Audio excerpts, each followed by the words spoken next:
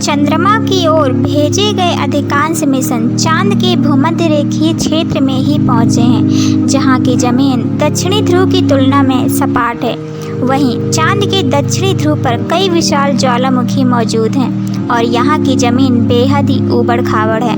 चंद्रयान-3 ने नासा को चांद की सतह की जो ताज़ा तस्वीरें भेजी हैं, उनमें भी कई गहरे गड्ढे और ऊबड़ खाबड़ ज़मीन नज़र आ रही है। चांद का दक्षिणी ध्रुव करीब 2500 किलोमीटर चौड़ा और ये 8 किलोमीटर गहरे गड्ढे के किनारे स्थित है, जिसे सौरमंडल का सबसे पुराना इम्पैक्ट क्रेटर माना जाता है। इम्पैक्ट क्रेटर से आशय है किसी ग्रह या उपग्रह में हुए उन गड्ढों से है जो किसी बड़े उल्कापिंड या ग्रहों की टक्करों से बनता है। चांद के दक्षिणी ध्रुव की खास बात यह है कि चांद के दक्षिणी ध्रुव के कुछ इलाके अरबों सालों से अंधेरे में डूबे हैं। नासा के मुताबिक इसका कारण यह है कि चंद्रमा के दक्षिणी ध्रुव पर सूर्य क्षितिज के नीचे या हल्का सा ऊपर रहता है। ऐसे में जितने दिन सूर्य की रोशनी थोड़ी बहुत दक्षिणी ध्रुव के पास पहुंचती है, उन दिनों में तापमान 54 डिग्री सेल्सियस तक पहुंच जाता है। लेकिन चंद्रमा के इस दक्षिणी ध्रुव पर कई आसमान छूने वाले पर्वत और गहरे गड्ढे मौजूद हैं, जो रोशनी वाले दिनों में भी अंधेरे में डूबे रहते हैं।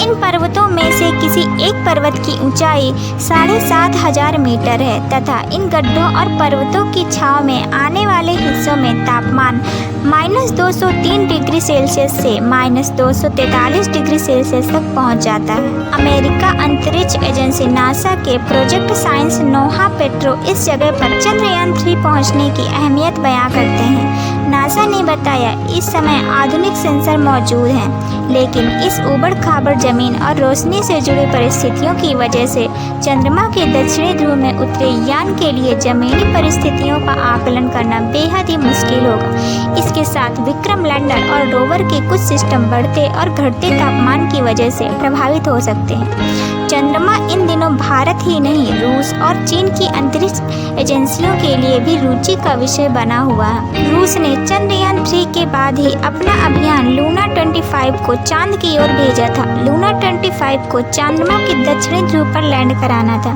लेकिन लूना 25 पिछले हफ्ते नियंत्रण से बाहर होने के बाद चांद की सतह पर क्रैश हो गया।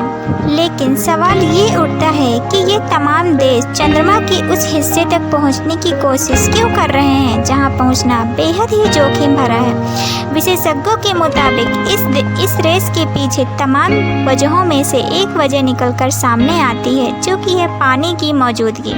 चंद्रमा पर गुरुत्वाकर्षण कम होने की वजह से किसी भी तरह का वायुमंडल नहीं है। ऐसे में चांद पर पानी का लिक्विड फॉर्म में होना असंभव है, और अगर हम चांद पर पानी की खोज कर भी लेते हैं तो वह पानी ठोस या गैस की अवस्था में ही मौजूद हो सकता है। नासा के अंतरिक्ष यान लूनर रिकॉन्नेसेंस ऑर्बिटर की ओर से जुटाए गए आंकड़ों से संकेत मिलता है कि चंद्रमा पर मौजूद अंधेरे में डूबे गहरे गड्ढों में बर्फ के टुकड़े मौजूद हैं। ये यान पिछले 14 सालों से चंद्रमा की परिक्रमा कर रहा है। बर्फ की उपलब्धता के आधार पर अनुमान लगाया जा रहा है कि इससे चांद पर इंसानों को भेजे जाने का रास्ता खुल सकता है, और अगर चंद्रयान-3 को इस तरह की बर्फ का नमूना मिलता है तो वैज्ञानिकों को सौरमंडल में पानी के इतिहास को समझने का मौका मिलेगा। वीडियो अच्छी लगी हो तो वीडियो को लाइक और चैनल को सब्सक्राइब करना मत भूलिएगा। जय हिंद।